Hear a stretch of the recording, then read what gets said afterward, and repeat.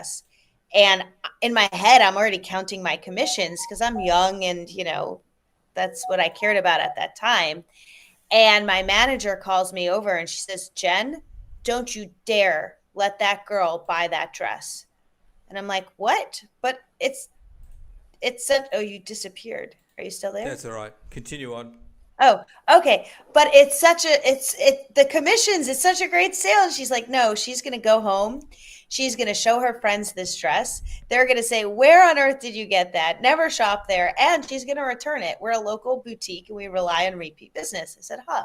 Okay. So I go over to the girl and I say, the client, and I said, hey, I think I might have something better for you. And I found a dress that would be more flattering and actually less expensive, and she loved it, and she became a customer for my lifetime at that store. And so what it taught me is, it's easy to think short term, but that's where sales gets a bad name.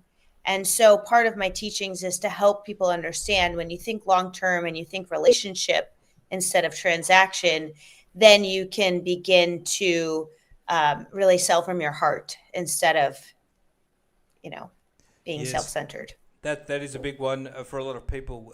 Just thinking short term, as you said, but you're constantly peddling if you are just a transactional person. But if you can build those relationships and start getting referrals and all that, obviously a better way to go.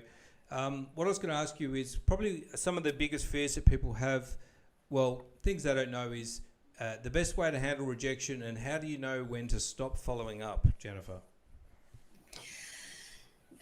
Okay, follow up is a hard one because I want your buyers. So you shouldn't have to follow up too much. If you're doing the right marketing online and right messaging online, then you're creating attraction in a way that people actually want to buy from you.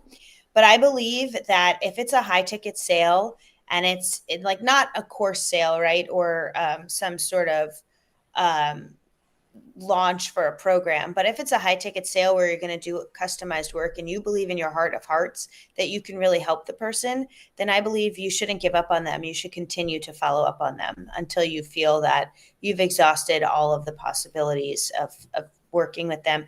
And then when faced with rejection, I just look at rejection as so like the word is no, which is NO. I look at that as next opportunity. Okay. Like, so what? So when someone tells me no, I say, yes, I know it takes me 3 no's to get to a yes, and you're my first no today. So thank you. And they're like, what? They're so taken aback by that. But it's part of just building up that resiliency factor and not letting it impact you in any slightest bit. Yes, very helpful advice. Very helpful in sales. Just don't try that in your dating life. That's my tip for the punters out there. And Jennifer, how is the best way to get in touch with you?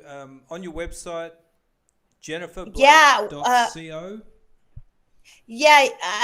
My website's under construction. The best way right now is to connect with me on Instagram. I am Jennifer Blake. It's literally the username. I am Jennifer Blake. Oh, gotcha. I am Jennifer Blake.